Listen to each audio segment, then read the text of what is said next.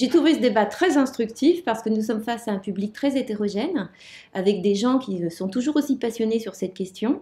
Et ce qui est très intéressant, c'est qu'en dépit des témoignages qu'il y a pu y avoir ou des arguments juridiques qui ont pu être exposés, on voit toujours qu'on n'arrive pas finalement à faire changer les gens de leur position d'origine. Et que celui qui est arrivé étant persuadé que toute gestation pour autrui constituait une forme d'esclavage moderne continuera et repartira avec cette opinion, et celui qui est arrivé à l'inverse en considérant que finalement là, toutes les femmes doivent pouvoir faire exactement ce qu'elles veulent de leur corps, continueront à partir avec cette même opinion.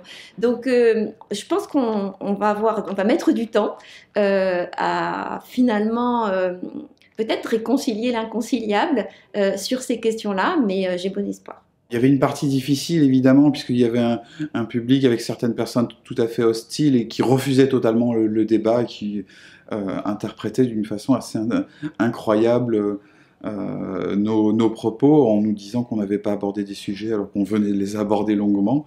Ça, c'est l'aspect négatif. L'aspect positif, par contre, chez les intervenants, j'ai entendu des choses très très intéressantes. Les questions étaient assez pertinentes.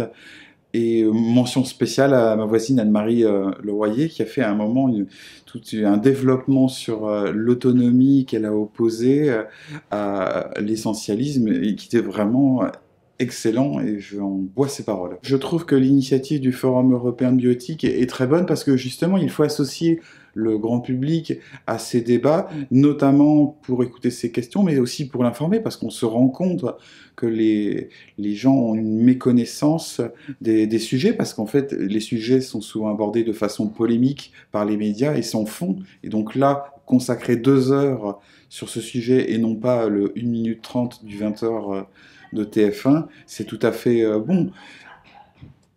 Il faudrait juste éviter qu'on ait des représentants, des militants de la Manip pour tous qui nous viennent clamer leur tract pour appeler à signer leur pétition.